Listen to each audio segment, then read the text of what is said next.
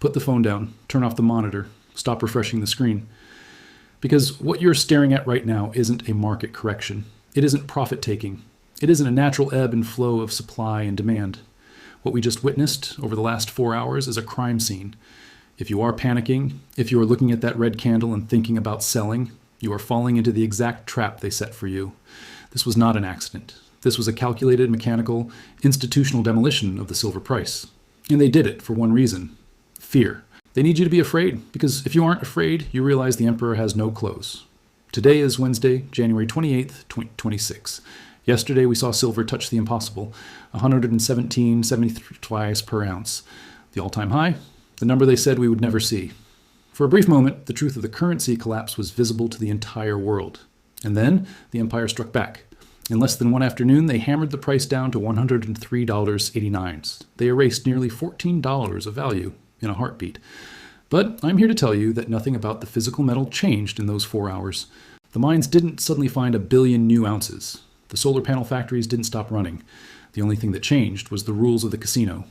In this video, we are going to autopsy this crash. We are going to look at the kill switch the exchange used to trigger it. We are going to look at the bodies left behind in the Indian markets. And we are going to explain why this desperate attack is actually the most bullish signal we have ever seen. If you want the truth that CNBC won't tell you, you are in the right place. Subscribe right now, because the mainstream financial media is going to call this a bubble bursting. We are going to call it what it is: a margin raid. Let's start with the weapon. How do you crash a market that has this much momentum? You can't just sell into it. The buying pressure is too high. You have to force the buyers to sell. You have to liquidate them. The weapon is called a margin hike. For those of you who buy physical metal, this concept might sound foreign, but in the paper markets of the COMEX, traders don't buy silver with full cash. They use leverage. They put down a deposit, called margin, to control massive amounts of silver. Yesterday, the CME Group, the entity that runs the exchange, changed the rules in the middle of the game. They announced a 47% increase in margin requirements. They raised the maintenance margin from $22,000 per contract to $32,500. Think about that for a second. Imagine you buy a house and the bank calls you the next day and says, "We changed our mind. We need another $10,500 in cash right now, or we are selling your house." That is exactly what happened to thousands of traders yesterday. They didn't sell because they wanted to. They sold because they received a margin call. They had to come up with millions of dollars in cash instantly, or the computer would automatically liquidate their position. When thousands of traders are forced to sell at the exact same second, the price collapses. It triggers stop losses on the way down, creating a cascade of selling. It's a domino effect engineered by the house. And the timing? It wasn't random. They waited until silver broke $110. They waited until the lease rates, the cost to borrow silver, spiked to 8%. They waited until the banks, who are short silver, were staring into the abyss of insolvency. And then they pulled the lever. History is a flat circle. We have seen this movie before. Go back to 1980, The Hunt Brothers. Silver hits $50. The exchange changes the rules to liquidation only. The price crashes.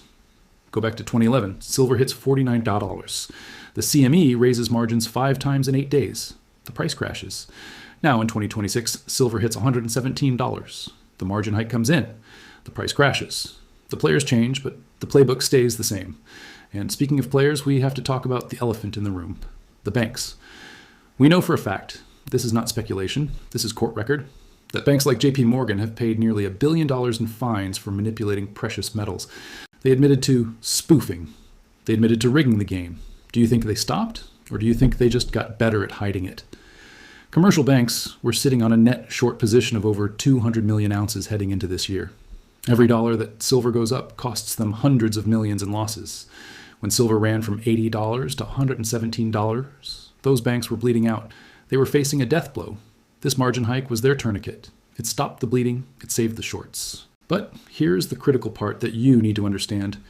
It only saved them in the paper market. While the chart on your screen looks like a disaster, the real world tells a completely different story. This is the tale of two markets: the paper illusion and the physical reality.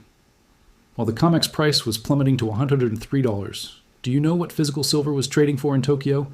$130. In Kuwait, $116. Even right here in the US, premiums just blew out. The spread, the difference between the fake price and the real price, is widening. This is what we call the Great Divorce. The paper market says silver is falling. The physical market says silver is vanishing. Let's look at the supply chain.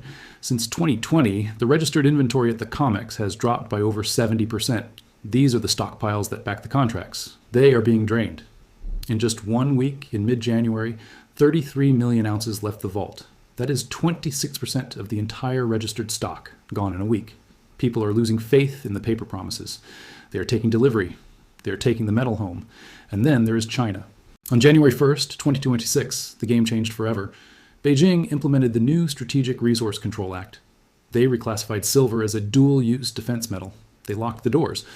Exports are now restricted to just 44 licensed companies. China refines half the world's silver. When they stop exporting, the global supply chain suffocates. In Shanghai right now, the premium for silver is $8 over the London spot price. They are panic buying because they know the window is closing. So ask yourself, does this 47% margin hike on a futures exchange in New York create more silver mines? Does it convince China to start exporting again? Does it make the solar industry need less metal? No. All it does is create a temporary discount for the people smart enough to buy physical. But sadly, not everyone survived this attack. There are real casualties here. We are getting reports out of India this morning that are absolutely devastating. In the city of Rajkot, a major trading hub, 44 silver trading firms have declared insolvency. They went bust overnight. These firms owed a combined $425 million. They were betting on the rally, but they were doing it with leverage. They were playing in the paper casino. When the margin hike hit, they couldn't pay up. They were wiped out. Here's the irony.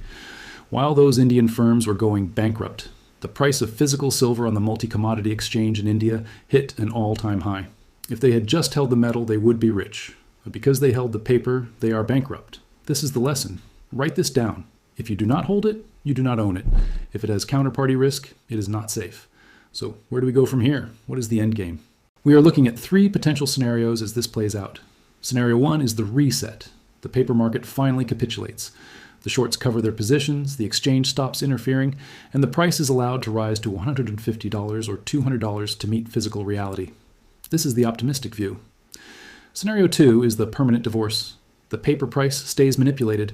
It trades at $100, $90, maybe lower, but nobody can buy physical metal at that price. The real market moves offline. Deals are done privately. The street price becomes $150, while the screen price is $90. The COMEX becomes irrelevant. Scenario 3 is the system failure.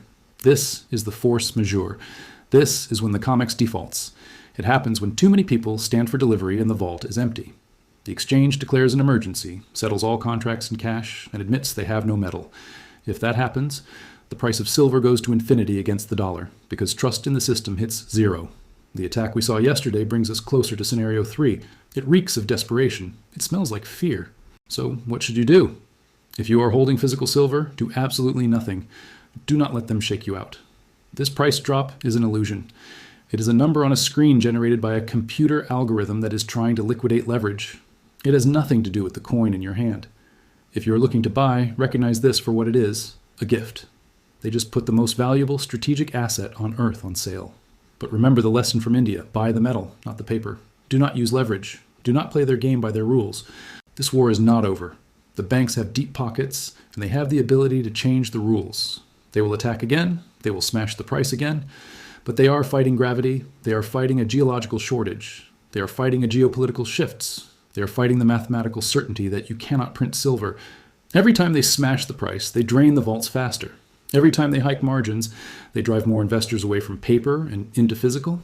They are digging their own grave, one short contract at a time. I want you to look at your stack today. Feel the weight of it. That weight is real. The volatility on your screen is noise. They attacked us yesterday because we were winning. And we are going to keep winning because we have the one thing they can't print. If this breakdown helped you see through the fog of war, help us fight back. Hit the like button so the algorithm pushes this truth out to the people who are panic selling. Share this with a friend who is worried about their portfolio. The mainstream media is lying to you. The charts are lying to you, but the metal doesn't lie. Stay strong, stay liquid, and hold the line. I'll see you in the next one.